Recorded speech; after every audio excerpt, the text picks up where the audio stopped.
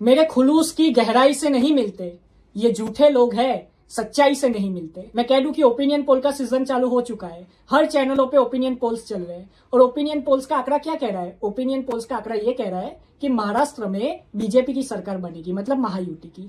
लेकिन opinion polls ने हरियाणा में भी यही कहा था कि कांग्रेस की सरकार बनेगी, लेकिन सरकार किसकी बन गई? बीजेपी की। तो ओपिनियन पोल और एग्जिट पोल को इतना सीरियसली नहीं लेना चाहिए। ये जो ओपिनियन पोल्स कंडक्ट किए हैं उसमें करीब 1 लाख के करीब लोगों से पूछा गया। अब महाराष्ट्र की आबादी करोड़ों में है और आप 1 लाख लोगों से पूछ के बता रहे हो कि कौन जीतेगा। मैं कहूंगा कि ऐसा नहीं हो सकता। जब वोटिंग होगी और जब रिजल्ट आएगा तभी पता चलेगा कि किसकी सरकार बनेगी। लेकिन अभी ओपिनियन पोल में ये बताया जा रहा है महायुति की 107 तक सीटें आ सकती है, मतलब महायुति मेजोरिटी पार कर जाएगी। लेकिन ये सिर्फ कहने की बात है, क्योंकि जब लोग वोट करने जाएंगे और जब लोग वोट करेंगे तब पूरा का पूरा जो सिनारियो है वो डिफरेंट होगा। और अभी भी टाइम है वोटिंग में, तो कुछ भी हो सकता है। इसीलिए हम सबको इन ओपिनियन पोल्स पे ट्रस्ट नहीं करना चाहिए। मैं ये नहीं कह रहा कि ओपिनियन पोल्स सारे के सारे गलत होते हैं, लेकिन ओपिनियन पोल क्या है? एक प्रोबेबिलिटी है। ओपिनियन पोल का मतलब ये तो नहीं है कि वो रिजल्ट है। बहुत सारे लोग कहते हैं कि exit poll opinion poll result है। रिजल्ट नहीं है, अभी तो वोटिंग ही नहीं हुई। तो आप ओपिनियन पोल से सिर्फ इतना नजरिया लगा सकते हो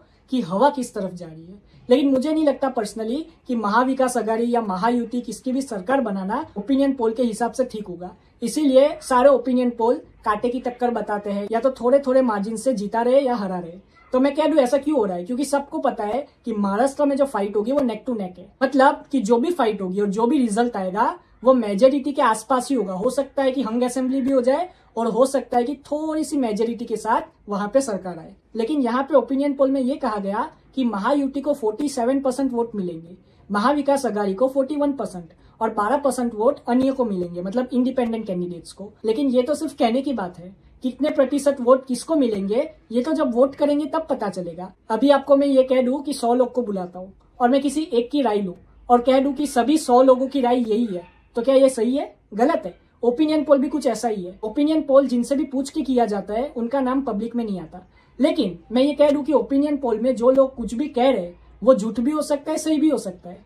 अगर मैं यहाँ पे कह दूं कि मैं इस पार्टी को वोट करूंगा तो शायद मैं माइक को देख के या मीडिया को देख के उस पार्टी का नाम तो ले लूं, लेकिन जब मैं वोट करने जाऊं तब हो सकता है मैं किसी दूसरी पार्टी को वोट करके आऊं। ऐसा भी हो सकता है। इसीलिए बहुत बार जो ओपिनियन पोल और एग्जिट पोल्स होते हैं वो सटीक नहीं होते, बल्कि बहुत ही लंबे मार्जिन से चूक जाते हैं अपना रिजल्ट देने में।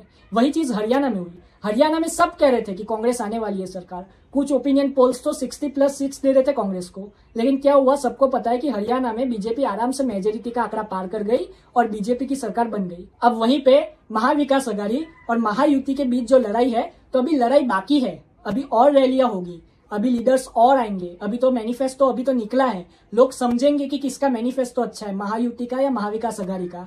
तब लोग जाके वोट देंगे 20 नवंबर को। 20 नवंबर तक सबको वेट करना पड़ेगा और 23 नवंबर से एक दिन पहले एग्जिट पोल आ जाएगा। लेकिन एग्जिट पोल पे भी ट्रस्ट नहीं करना, वो भी गलत हो सकता है। एग्जिट पोल, बहुत सारे एग्जिट पोल ऐसे जो कि गलत हुए। जैसे कि आज तक का एग्जिट पोल, जिसको सबसे सटीक एग्जिट पोल कहा जाता है, लोकसभा में पता है क्या हुआ? वो 400+ सीट्स दे रही थी एनडीए को।